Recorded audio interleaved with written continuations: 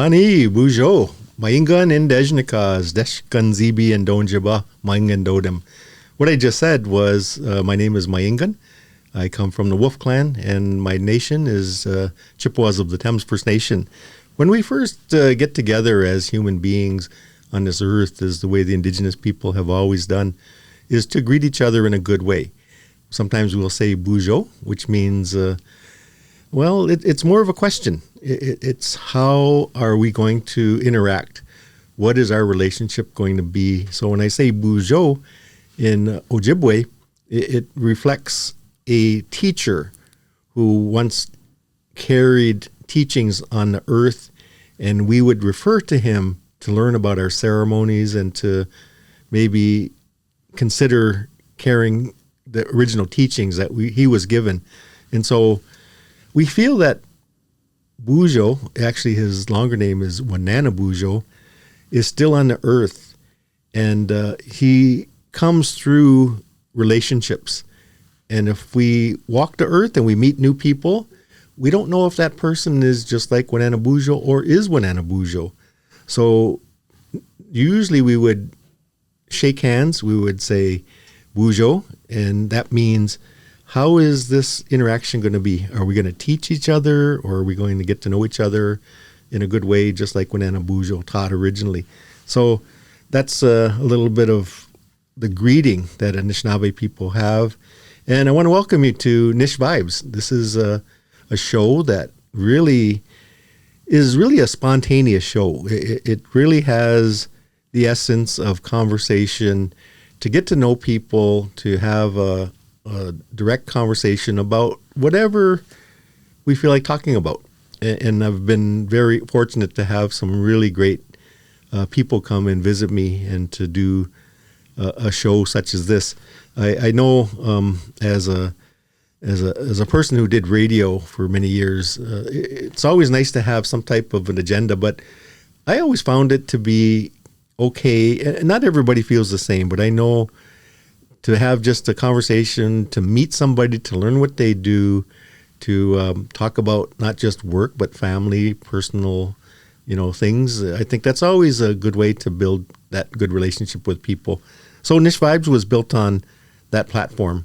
And here at the University of Waterloo Faculty of Health, it's been a tremendous experience. There's so many people that work here and out and doing great things out in the community.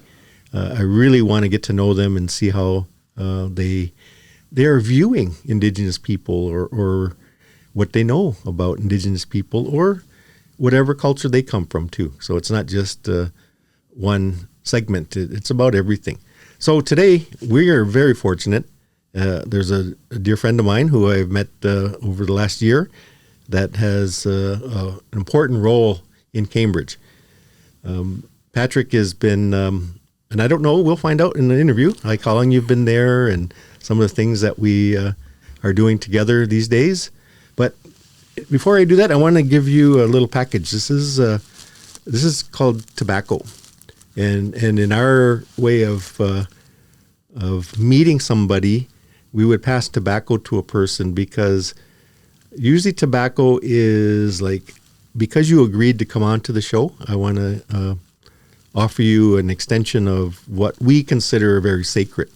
Tobacco has a meaning to it that when we ask somebody to do something, we'll give them tobacco if they accept.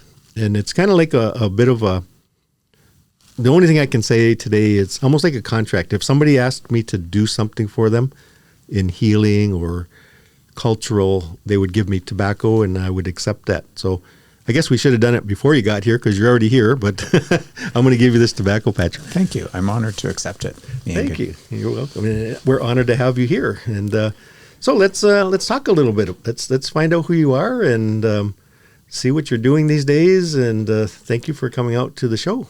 Oh, a pleasure to be here and to have this conversation and to see where our continued relationship goes. It's been wonderful working with you, and the perspective that you've helped shape my thinking and our organizations. Yeah. So So tell me about yourself. Where do you work and what do you do? So I'm Patrick Gaskin. I have the honor of being the president and chief executive officer at Cambridge Memorial Hospital. And I've been there since 2009. And so I'm coming up, I've surpassed my 15-year mark there. And it's an amazing organization and one which is so committed to serving its community.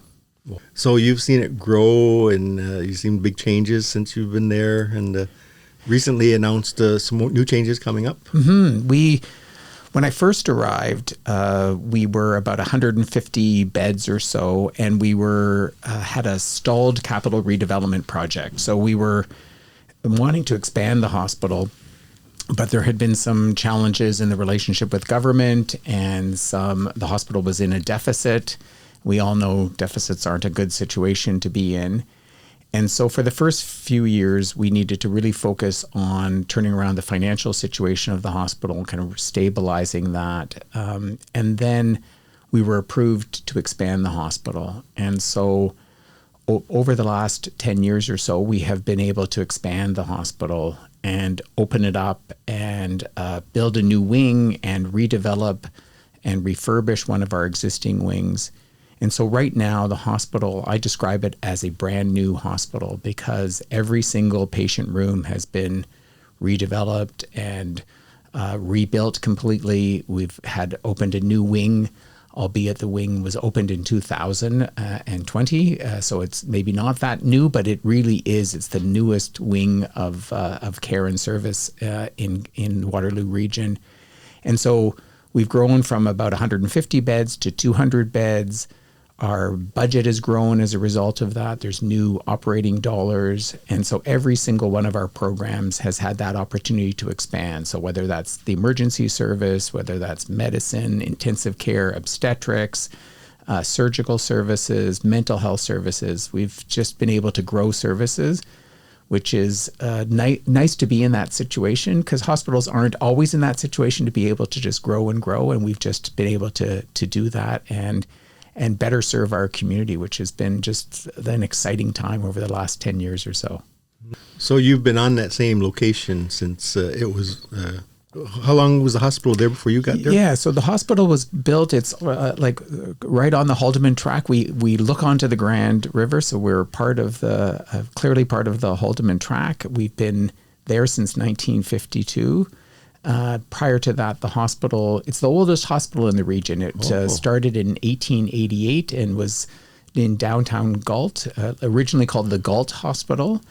And then it moved moved to become, when it took its new site, it was technically no longer in Galt. So then it renamed itself to the South Waterloo Hospital.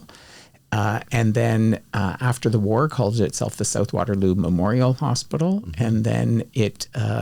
And then when Cambridge was formed, changed it to Cambridge Memorial Hospital at that point in 1973. Oh, it's good to know the history. Mm-hmm. Yeah, that's great. But we claim to be, and we are the oldest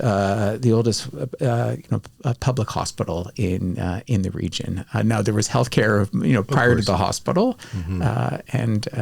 But it's really nice to have served the community so long. As we say, we've been open since 1888 and never closed our doors. And I think with the new structure like technology and things like that, everything grows that way. So I guess you've been able to keep up with all that new technology and, the new rooms that are built and all that. Yeah, and that's the neat thing. Not only the newest hospital, we claim to be and say that we're the most technologically advanced hospital right now. And I say that quite honestly because we have things like RFID. So we can have the ability to track every asset within our organization, like where it is. We haven't fully implemented that yet, but we are in the process of implementing that. So in other words, we use radio frequency identification to be able to know where every major asset is within the organization that we tag. Part of that is also a staff duress system. So again, we know where staff are. They can press a panic button, and we can be able to find staff. We have an infant abduction system that we have in place for it. We have a patient wandering system. So that's all just within one of the technologies that we have. we have a pneumatic tube. So it's a high-speed sort of tube system where you can put specimens into it or documents into it, and you load it into the system and it shoots off and goes anywhere else in the hospital. Like you program where it goes. So it goes off to the lab or to a different department and so again, the only hospital that would have a pneumatic tube system. We have what's called an air curtain system in our operating room. So you want, as you're operating on a patient, you want to keep that air environment really sterile. And so there is a separate air filtering system just so focused right on the patient on the table. And again, because it's a new operating rooms, we're able to put that in. We have more private rooms in the hospital than we've ever had before. So in the old days, hospitals were essentially just large wards of people. And we know from an infection control point of view, that's not what you want for a hospital. You want as much possible to have single occupancy rooms. So we have 80% of our rooms are single occupancy. And that allows for better infection control, better healing, all that kind of stuff. Floor to ceiling windows. So not only technologically advanced, but the idea of kind of how do we bring and make it a welcoming environment. So in the patient rooms, the windows are large to be able to, bring in that natural light. We angled the new wings, the south part of the new wing. We angled the building so that you could see the Grand River. The hospital's built on the Grand River, but the old hospital was built, facing the street, the river behind. But this one is built to try to take in elements of the river so that you're able to kind of see it from your patient room. And on the other side is a golf course. So you see on one side, you see beautiful trees and all that kind of stuff, depending on the season. So it's just like all these sort of thoughtful ways to bring both the technology and the humanity into the hospital. It's really a special place. That is some tremendous thinking, when you're putting it together, because, as we all know, being outside, looking at something, doing a chaotic time in your health, to be able to see the trees and to see the river is probably therapeutic as medicine for people. For sure. And we're able to do this with our construction to build a courtyard. We have two courtyards, and in that, so that space that patients can see into, but also can go into it themselves. So it's brings in that natural light. There's plants in there. There's seating for it, so you can have your meal outside or just get outside to be able to be in a hospital, but also have those opportunities to be outside. And then a couple of our units, our mental health one in particular, we have its own outdoor space, and so it's on the third floor of the hospital, but it has its own access to a balcony and to a terrace, so that again the patients with the staff or without the staff can get outside and get fresh air and plant and be surrounded by some greenery, and just that opportunity to kind of be, in nature. And then even within the organization, just the choice of artwork. So in terms of bringing in artwork within the organization, so really deliberately trying to bring in pictures of nature, sort of healing pictures within it. Even our acoustic tiles. So you think of the acoustic tiles in a room are dampered, so they're even so that this muffles the sound, so that again it creates quieter spaces for patients. So you think about sort of all elements of the healing environment that you want to make it really comfortable and welcoming and warm for patients. That's amazing, to think about that. And I have had the pleasure of working with the spiritual room. We've had Indigenous patients there. We did a naming ceremony there and worked with a few patients there. So the staff was really accommodating and comfortable working there. I think for Indigenous people, though, there's a lot of, nervousness about attending a hospital because our history, hasn't been very, very kind, especially at hospitals for Indigenous people. And this has been a challenge, to be able to bring people, because they'll come, but at the last minute and sometimes way too late, to go to a hospital for care because of their view of a hospital is just where you go to die, right? And then abused in a lot of cases too.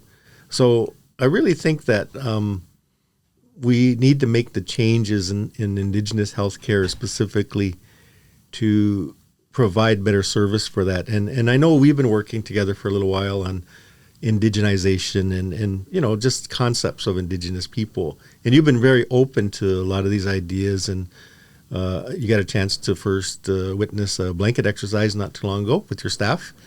And why don't you tell me about that? What you learned or what you seen? And yeah, we've been on an amazing journey with your leadership and partnership along the way as we look at how we reframe and offer services. We have a beautiful space, as I've described, but that doesn't create a safe space if people don't feel that they're welcomed, that they're honored, that they can receive unbiased care within the environment.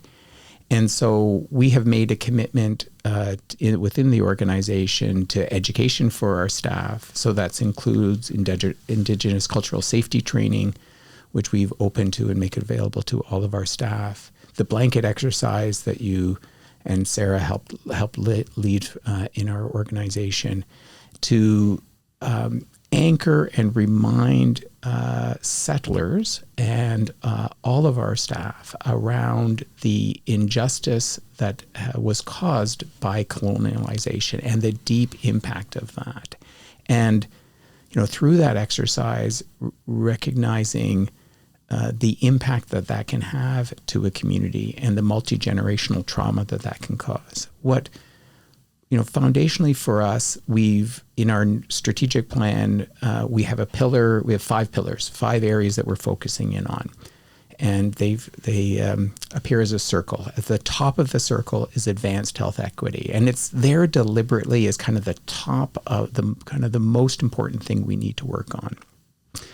I've been in this business for, we'll say 30 plus years, but maybe just shy of 40-ish years. But when I started and when in my training we talked about the social determinants of health. Sure. So, you know, for people, you know, generally have an idea of that. Income is associated with health. If you make more money, you're going to have a better health for sure, because you're eating better, all that kind of stuff. If you have more education, you have a longer life, you have better health indicators. Again, you've had more education, you've learned more, you're making more money, all that kind of stuff. If you have better housing, you have better health outcomes. So that was kind of the focus of my days of learning. We have seen the shift appropriately to looking at health equity or health inequity, that there are populations that, regardless of other factors, have poor health outcomes. And we've seen that through the work of the Truth and Reconciliation Commission and others who have shed the light on Indigenous people live 12 years, their life expectancy is 12 years less than non-Indigenous people. Why? Like, why would that be? They've, you know, have access to the same health and education and resources that Canada offers. Why would that be? That would be because of unconscious bias and systemic discrimination and fear of using the healthcare system, as you say, in terms of coming at the end, or it's, you know, when they're very sick to use the healthcare system, how they've been treated, not wanting to seek services. So our commitment around advancing health equity is recognizing we have a very, very important role of changing that paradigm, of creating welcoming spaces, of making sure that Indigenous people and others who have not had adequate care from the healthcare system get that care. They deserve that care. They are equity-deserving populations. They should get the same as a white male person, the skin that I am in terms of that same health outcome. So front and center for us is that work. And things like the blanket exercise, the Indigenous cultural safety training, anchor the staff to remind them that this is absolutely critical work that we need to do. We need to educate ourselves around the history of colonialism, not to just apologize for it and rest in it, but to say, how do we do differently? and how do we not repeat, and how do we understand the perspectives that Indigenous people will have as they approach the healthcare system. So that's at least some of the foundation of the work that we're doing now. That's amazing. I really appreciate that. But my question is, how did you identify, like an Indigenous population, like, needing these services? Like if you worked in this field and you've seen society and hospitals grow and technology grow, how did you get interacted to a First Nation situation? Like, were you near a First Nation? Or I always ask that question because some people are more dedicated to this than others, and I always wonder where that came from. And so part of it is our commitment to building relationships. So even as we've started to build the relationship and the advice that you've given to us, and we've done that with other Indigenous individuals within our community. I can think of the work that we've done with Clarence Kakagi. Mm-hmm. And so when we first opened our new wing in 2020, we asked Clarence to come, and we wanted to ground it in an Indigenous blessing. And we went out in that courtyard in the freezing cold in January 2020. It wasn't too cold. It was actually kind of rainy that day, to be honest, but it was still kind of out into the weather.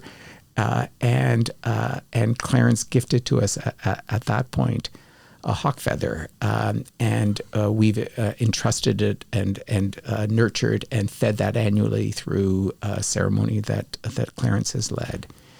And then most recently, at the last ceremony that we had with him, he took back the hawk feather and gifted us an eagle feather. Wow. To hold on his behalf. So, and he said the work that we've done, the progress that we're making, our commitment to the work of truth and reconciliation, deserved this honor. And I selfishly asked at that point, because I have the hawk feather that he gifted to us, and now the eagle feather hangs in the lobby of it. So from the day he gifted to us, we have it hanging in the lobby. So as anyone comes in, they can see that. And he wanted it in an area where it could breathe, where it could be seen.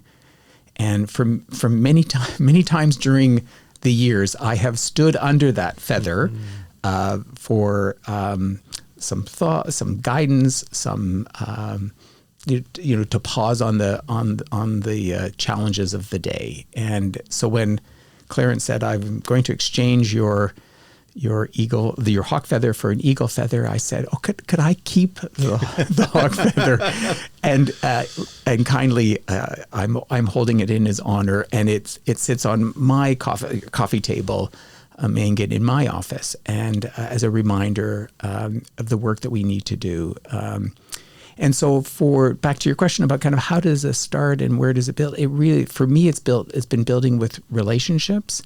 And then, and those relationships helping shape and think and influence the work that we do. Right across the street from us is the Southwest Ontario Aboriginal Health Access Centre. Yeah. And so starting to meet the leadership there, and as they came, a few years ago into our community, starting to sit with them and look at what kind of partnerships could we have? What could we do together? One of our, and for them, one of the requests was around mental health services. So one of our psychiatrists works and sees patients there, so that they don't have to come to the hospital. They can have that within the SOHAC offices and area and clinical space. And so again, kind of what do we do? How do we continue to advance and talk about how we can be better to serve and partner with our Indigenous community? Those are kind of just some of the ways. I think it all starts with getting to know people. Like you said in the introduction, kind of greeting and getting to know people, and then looking for the pathway forward together. That's great to hear. And then there's even more to learn, like as we grow even closer, because we formed a advisory council now in the region. It started off in Kitchener, like wanting to know, what the community feels like, and kind of get away from like organizational consultation, but just from community aspects of health, no matter what it is, mental, physical, emotional. But when we put this committee together, we really wanted to build relationships with everybody out there. Like Cambridge and Kitchener, Waterloo are very close to each other. So we would be reaching out to the same type of people usually. So I think when we discussed this earlier, we might as well just merge this and build this together. I know they're separate entities, but I think the meaning is still singular. It's something we need to do and to do together. So that's what I really felt, good about our relationship with Cambridge. It actually brings the communities together a little closer, especially the Native community, because we have a number of Native people in the Cambridge region, many here in Kitchener-Waterloo. But our community is smaller, so we get to know each other quite well, and we interact, together. So when it comes time for having to go to a hospital, then I think that only makes sense that we work together on that. So that's where I'm thinking about. I just came back from London Health Services yesterday, where they started this process many years ago, and they have their healing location in the hospital. They're actually smudging in ICU now, and things like that. So this is where I guess our road is now. Like, how do we devise this types of services, traditional healers, coming in, maybe Indigenous, employees working there, specialties, and whether it's nursing or any other, field of healthcare. I think that's our discussions, to come and try to build that here. So I'd like to hear your, perspective on that. I know we're still behind in, getting our people through medical schools and things like that. So I really think one of our strategies could be to reach out to young people and get them inspired to work in healthcare. And that does two things. It gives them a possibility of a great career, but it also alleviates some of the relational issues that we've had in the past that keeps people from actually attending, hospitals. So those are kind of in theory thoughts that, maybe tell me your thoughts on that, Yeah, we've got 100 thoughts running around in my head at this stage for that. So we anchor the work at the hospital. So first of all, it's amazing the Indigenous Advisory Council, the regional work, and I am honored by your leadership and the group you've brought together, 10, 12 individuals, Métis, Inuit, First Nations. You know them all, Myeengun, and it's been just wonderful. What was heartbreaking is in one of the earliest meetings we had of the group, where you asked them to go around and talk about their interactions with the healthcare system. And so whether it had been our hospital in Cambridge or one of the other hospitals or hospitals outside of our region, each person reflected on a interaction, which was frankly disturbing and, if not horrifying, of discrimination that they faced or a loved one faced. And for the hospital leaders there, as you heard, I think, we were so honored that people would share that. But it also, for us, really reinforced the important work that we're doing.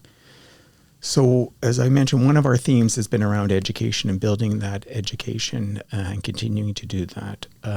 And we have an active Truth and Reconciliation Action Plan at the hospital with 4 theme areas. And one's on education. The second, and maybe the most important one, is on care delivery. And what does that look like? So how do we improve care? Because at the foundation to it, that's what we need. We want good health outcomes for our Indigenous community. And so right now, working on having updated, we didn't have a smudging policy in the past. How do we bring from the Truth and Reconciliation calls to action, number 22 talks about bringing Aboriginal healing practices within the healthcare environment. We didn't have a smudging policy until a few years ago. So we've worked on that, updated that, enabled that within our organization. Created a smudging kit, making sure with our spiritual care how we get access to Indigenous leaders and elders that can come in and be able to do that for our patients. So clearly, work that is important. We have asked one of our Indigenous staff to work on our policies related to childbirth and children's. We wanted to figure out where to start, so we thought. We're a big hospital. We do lots of things. Where should we start? And we thought, let's start at birth, at the beginning of life. Yeah. And so, and perfectly, this Indigenous staff individual actually works in that program as a clinical care provider within that program, and was interested in helping shape and influence policies that would be supportive for Indigenous moms and Indigenous babies. And so, again, working on that and how can we advance that care and shape care in a way, so whether it's an Indigenous experience for birthing, whether it's a pediatric patient, again, how do we do that? So that, our second pillar is about kind of making care better, because as I said earlier, the health outcomes, the care that is not where it should be for Indigenous individuals. So for us, it's such important work. Again, early on, it's a long journey. This isn't a one and done. This is an ongoing journey.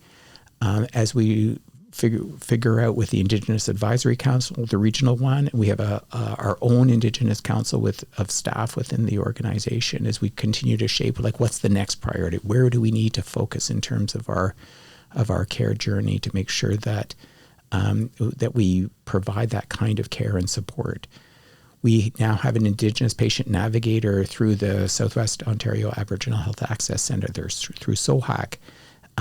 So that individual again meets regularly with our leadership. Our clinical leadership is available for education for our staff, for referrals to SOHAC, so that we're able to get patients the services they need outside of the hospital. And we've just been working recently with the patient navigator to look at what are our referral processes, how do we strengthen them, how do we make it top of mind for staff so that they can get access to the navigator and get the care and services for the patients that they need. So, these are all the steps along the way. It'll never be done. I think it'll always be work that we're doing on it. But those are some of the things that we're actively pursuing now. As you're speaking, I was thinking about. We ran into a situation in London where not every department has bought into it. Like, we had an issue with the emergency department, who are, I guess, a really high-stress department, and, things move really fast there, and I guess build up over the years of situations they've gone through kind of left them a little bit colder in that sense of, compassion, I think, in a way. I can't say compassion, but it's get them in, get them out kind of thing. So we ran into some resistance in there. Most areas were fine, but I think that's where we're finding today. Not everybody, maybe a person's been working there for 25 years. They're not going to change, they're going to finish up their career or whatever like that. I just wondering how we deal with that part of it. I kind of feel if leadership sets the tone, like in one of your pillars that says, we're going to work on this, then maybe it kind of sets the tone in the hospital that, Indigenous people are important here. And it's different from other cultures because, well, one of the questions I had at another place I worked was, how come we're focusing on Indigenous people and not, other cultures? And one of the leaders of the day said, Indigenous people aren't just another culture. They're the original people of this land. So you can't lump them into all the other cultures because this is their land. This is originally their land.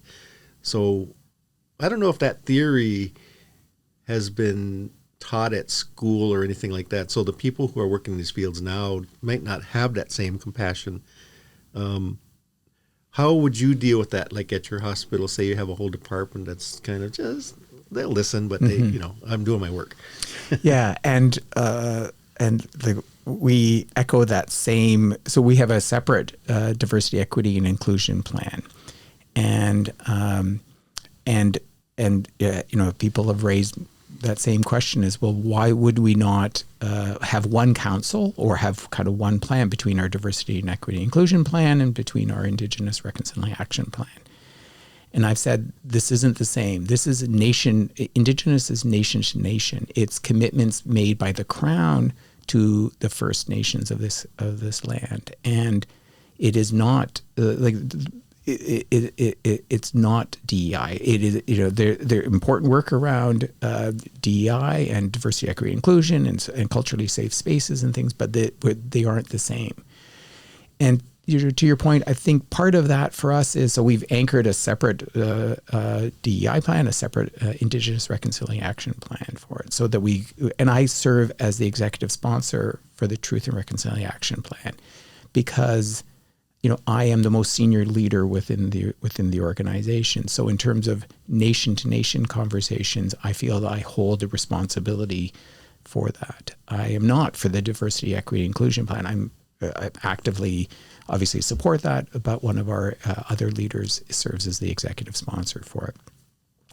So again, trying to make that very clear within the leadership of the organization. Our commitment, as you say, to how do you deal with staff that maybe don't buy in or they're busy. For us, we have a lot of staff, so it's a big organization, and it turns over and changes and things like that. So how do you keep it front and center, and how do you remind people? So through orientation, we start off talking about the Indigenous Reconciliation Action Plan. We start with our territorial acknowledgement. I meet every new hire and I review the 5 strategic pillars of the organization. And as I anchor on advanced health equity, I speak about the important work that we're doing in truth and reconciliation. Mentioned earlier about the education for staff. So the Indigenous Cultural Safety Training program that we do takes between 8 and 12 hours for people to complete. And we've offered a number of cycles of times for frontline staff to be able to do that, encouraging staff to be able to do that. And in the past, we've even paid staff to do that. We've said, this is important enough for us. And so several times a year, we release kind of seats or space for people to do the program. Because again, we think it starts with education, awareness, and understanding in order to do that. We even recently talked about how do we make sure people know about the Navigator. We've got lots of staff that change over for it. So we have the advantage of having electronic huddle boards in the organization. So it's a staff board where there's information on kind of important metrics of the organization and flow metrics and things that are going on important to it. And also it is a news feed. It's kind of like your CP24 thing. So there's news, there's information that's going on. We are embedding the information about the patient navigator on the huddle boards across the organization so that staff see that regularly and are reminded. Because again, if it's not front and center, you kind of forget, or if an Indigenous patient's here and you think, we don't have time to make that connection, or you like smudging. That's, I don't know how to do that or whatever. So how do we, I think you always have to be able to kind of be front and center. We've also been more deliberate about ceremony within the organization. So you've started sacred fires with us, which has been fantastic. So they, again, regularly doing those within the organization. We've had drumming in the organization as well. Talked about the hawk feather ceremony. So we've had those opportunities of making sure that we're bringing it front and center. We're not just celebrating it on Truth and Reconciliation Day or, on Indigenous Peoples History Month or something. No, it's part of what we try to do each and every day within the organization, bringing awareness to the important work. So ongoing, continuing to do that, conversations one-on-one with staff. I hear people say, well, why don't Indigenous people just get over it? Mm-hmm. Like, it's not something you just get over. Like, you think of the trauma of, you try to explain to someone of the residential school system and, the blanket exercise, understanding that, the impact that it had, smallpox, testing that was done on, experimentation done on Indigenous people. These aren't things that people just get over. So, I look to bring staff along with me on that journey, not to preach at them, not to try to convert them, but try to, educate them, enlighten them, expose them to Indigenous knowledge from our Indigenous community, and I think we will move together and continue to move together on that. Those have been some of the ways that we're trying to do it. Amazing. I really appreciate that. Kind of along the same lines, I know working at the hospital, that kind of momentum is there. I don't know if you can even gauge like how community feels about this type of thing. They come in for specific reasons, right? So like our communities are starting to understand a little more, but is there any way we can gauge how the community feels about this type of stuff? Yeah, it's we haven't gone as active. So I've talked about the education pillar. We've talked about the care pillar. We have one of the pillars is on what we call monitor, measure, monitor, and evaluate. So, like, are we making a difference? And so one that not as advanced as I'd like at this stage is, so right now when you come into the hospital, Myeengun, with name, date of birth, all that kind of stuff, but we don't ask you any kind of that socio-demographic information around you or that identity information around you. And we know there's ultra sensitivity about that. So we don't ask you, your income, your indigeneity, like we don't ask you that. It would be great if we could, because if in one way, then we could link you to services that would be appropriate, and we could make sure that we're responding to you, and we could monitor your health outcomes to make sure you're getting the health outcomes as a non-Indigenous individual within it. So there is a commitment across Ontario to begin to start to build and gather that information in order to know that we're making a difference and in order to be able to measure. But it has to be done with sensitivity because of everything we've talked about before in terms of not being safe spaces and asking people to declare, or like, again, voluntarily and confidentially, but to declare that. So there are some hospitals that have begun that sort of data collection, and we're talking about how do they do that. Again, it's always optional for the patient for it, but it just allows us to be able to do that. So right now is those informal feedbacks that we get from individuals from the care experiences that they've had, or positive, or areas, or those that are the opportunities for improvement. But we haven't yet got a systemic way of kind of tracking, are we making a difference yet? And that's, I think, important, because we want to make sure that everything that we're doing is moving us in that right direction. That really is a difficult situation to be in, because we know Indigenous health hasn't been very great, in historical, alignment. But how do we target that group of people so we can make it better? And Native people don't always see it that way. Like, why should I give up why should I tell you, I'm here for this reason? So I know it's difficult at all hospitals, I think, even institutions like educational institutions. And now with the pretendian issue out there, people are thinking they're getting a benefit by, identifying as Indigenous. Mm-hmm. So it's very political and complicated in a lot of ways. But I think if we strive, we think about that. And if they have a good experience at the hospital, our community talks quite closely, so they'll hear about things and they'll actually come and participate better because the experience was better. So I appreciate that. So who is Patrick, though? I want to know who you are in the time we have. So anchoring me is my dear wife, Fiona. And so we've lived in the Waterloo region community for 25 plus years, raised our 3 children here, who have all flown they're off the payroll, flown the coop, and are doing and living their lives, but not too far away, but doing their things.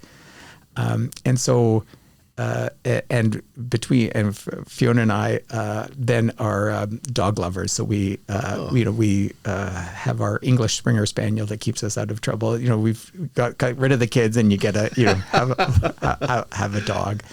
And so it for what grounds me is kind of is my home life. I've only done health administration in my career. I've kind of 30 plus years, as I said earlier.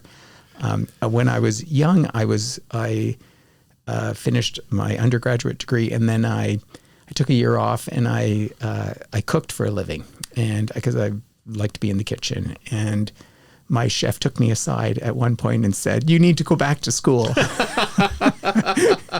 I get that same. So he said, you don't want this life. I think he was saying you're not good enough in the kitchen to be a chef. And so he said, so I then explored. I've always had an interest in health. My parents both were health professionals. My father, a veterinarian. My mother, a laboratory technologist at what was called the KW Hospital at the time. And so the health and sort of and science was a foundation. But I liked numbers. I liked interacting with people. I liked other elements of it, and I found myself into a master's in health administration and then a career working at community, at teaching hospitals, doing some consulting. Went out west for a number of years. Our kids were all born out west. And then there was this amazing opportunity to come back for working first for almost a decade at Grand River Hospital, and then opportunities at Cambridge. So so that's kind of who Patrick is in a nutshell. Pretty boring person. No, not at all. But a wannabe chef. So still, so Fiona and I, we love to cook. Particularly, I love sweets, and all of our children are actually quite good in the kitchen. It's always a competition or kind of a conversation. When we get together and we're eating, there's always a sort of some critical review of the food that we're having for it, or who made it, and all that kind of stuff for it. So, and I even read cookbooks, not a lot, but like right now I'm working my way through a particular chef from England, and a baker, and one of her book, which I've just recently bought, and working through it. Oh my goodness! Haven't made everything yet. Haven't started making anything in it yet. But that's the goal is to. I think like every week I should make one of these recipes. That's my stress relief. Yeah, same way. I like cooking, but everybody at home is allergic to everything, Are so they? I just don't have any patience for that. They're dairy free, they're gluten free, everything free. So I just leave it.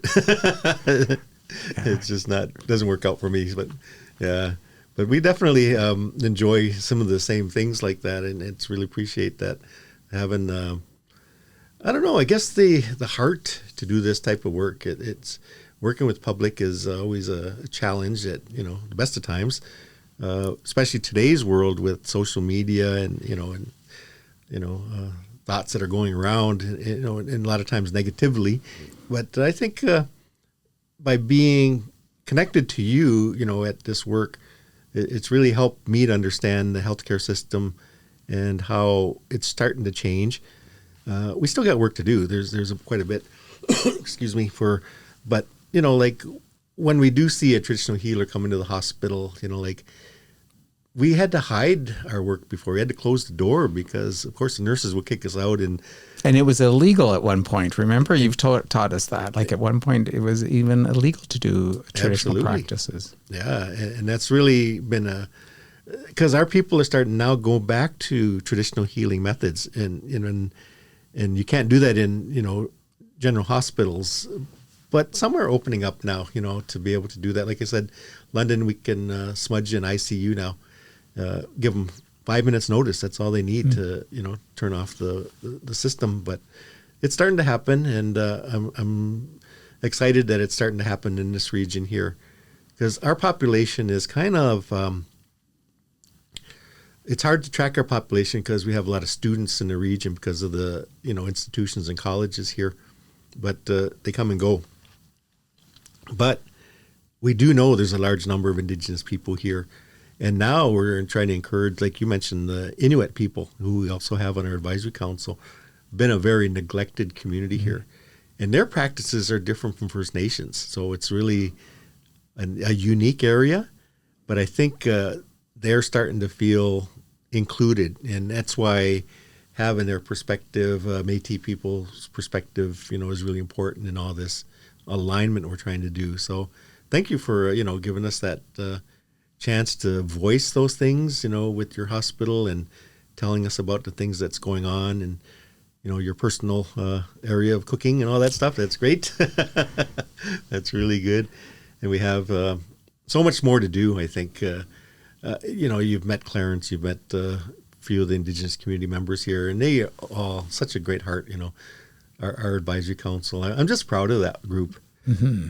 It's been, I've talked about 3 of the 4 pillars, the education, the care, the measuring, monitoring, and the 4th pillar is building productive and sustainable relationships. And, and that, I think, again, getting to know people, and realizing even through the Indigenous Advisory Council, people come with a perspective. They're not representing a group. They're bringing a perspective to help shape the organization and to help shape the thinking. And so, how do we continue to do that? What does that look like? How do we deepen those? What are those connections that we can have formally and informally? And then how do we respond and make this situation better?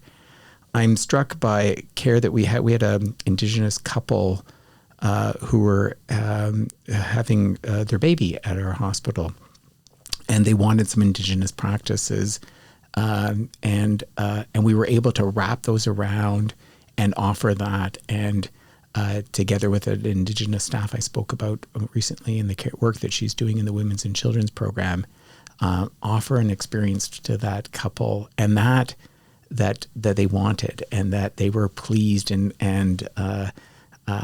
thankful for at the end. And that's what sustains me in these conversations, is realizing if we can make every care experience for our community safe, culturally appropriate for them, meet their needs, like that's the goal. It's a journey. It's going to take time.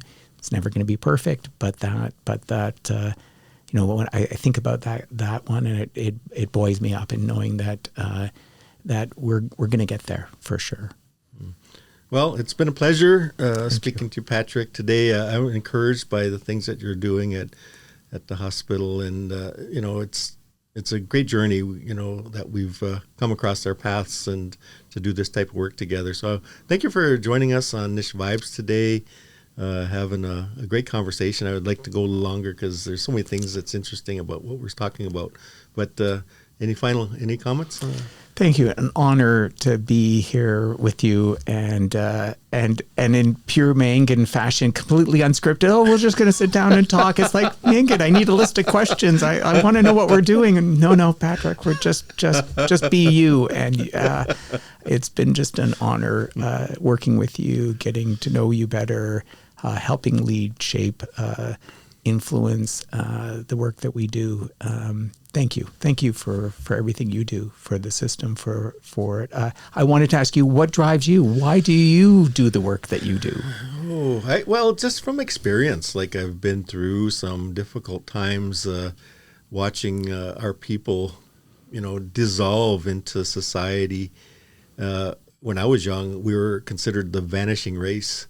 And realistically, a lot of alcohol and poverty abuses in our community made me want to see if I can make a change. And I guess that's why I ran for chief on my community, just so I can build relationships. And I've built relationships with government officials. Me and Trudeau's had a lot of conversations about different things. And I found out, though, that, political relationship doesn't necessarily mean it's going to happen.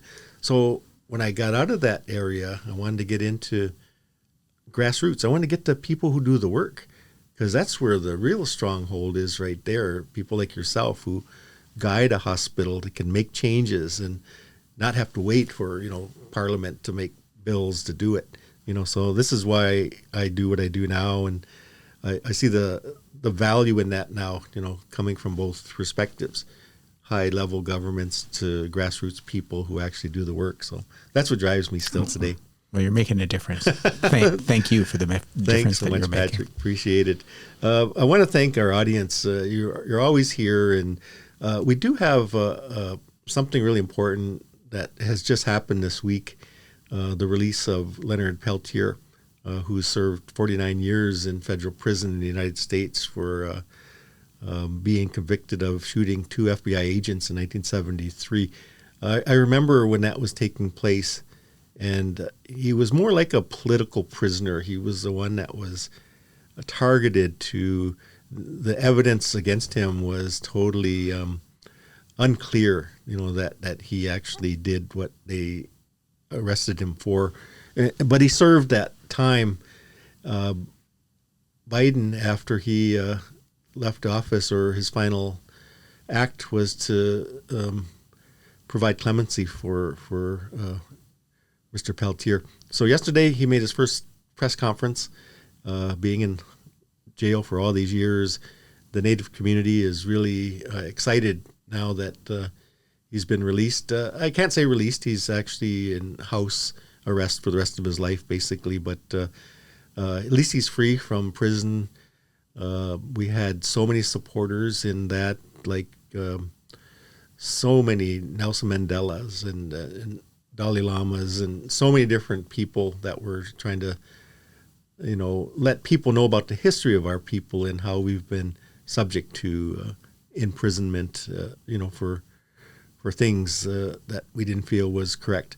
But anyway, I just wanted to say it was a great day to have a political prisoner freed from prison, and we celebrate today the accomplishments of a time that was very difficult during the American Indian Movement days. So now today we're moving forward with other things that are happening in the community, but we'll keep you informed. Nish Vibes is here to talk about various things, current events. And so anyway, I want to thank Nora again, our technician. Did such a great job in putting these videos together, these podcasts together, and our guest especially, for being here. And the University of Waterloo Faculty of Health for their support in everything we do. Miigwech, everybody. Have a great day, and we'll see you again with our next guest. Take care. Bamapi Minwa, which means we'll see you again.